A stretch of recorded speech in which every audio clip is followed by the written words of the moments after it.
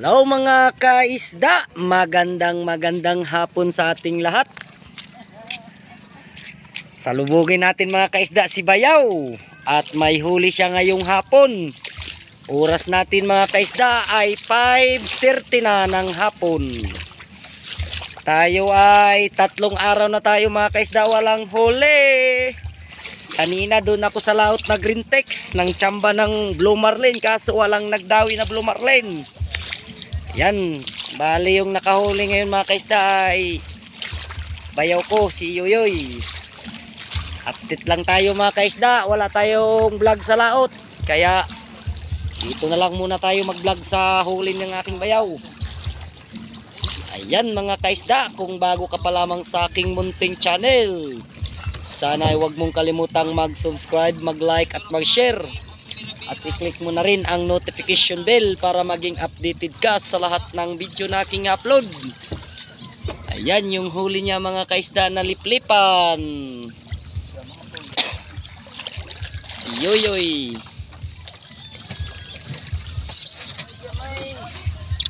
Ayan. Yung huli niyang shellfish o liplipan mga kaisda.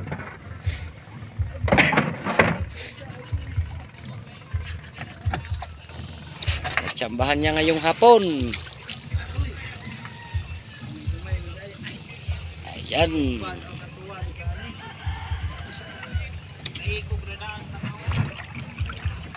Ayan yung huli niyang liplipan ngayong hapon mga kaisda.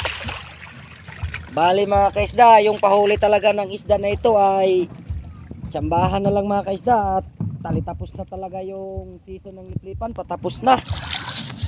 Kaya medyo bihira na lang yung nakakahuli. Pero may nakakahuli pa rin. Kaninang umaga ay may isang bangkang nakahuli. Yan, yung bangka na yan mga kaisda, si Uncle Saniboy ay may huli isang piraso kaninang umaga. Yan, ang huli ni Yoyoy.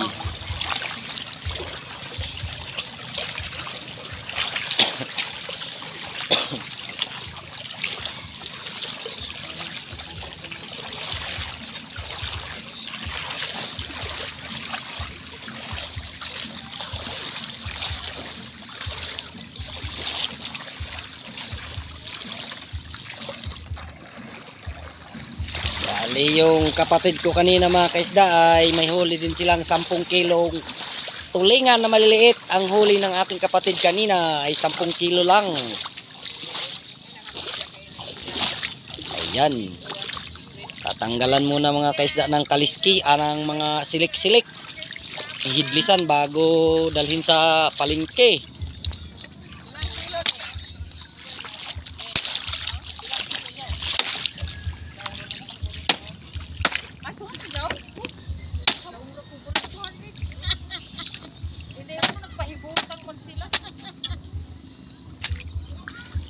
Iwang liplipan. Barato na.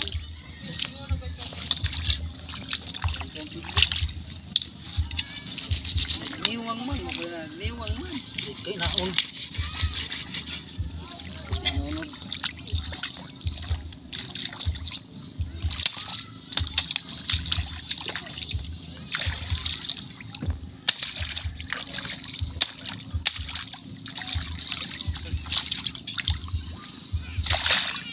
Dili bagong binaid.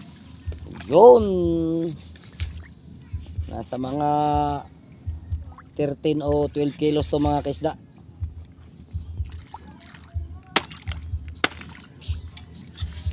Uy. Yan.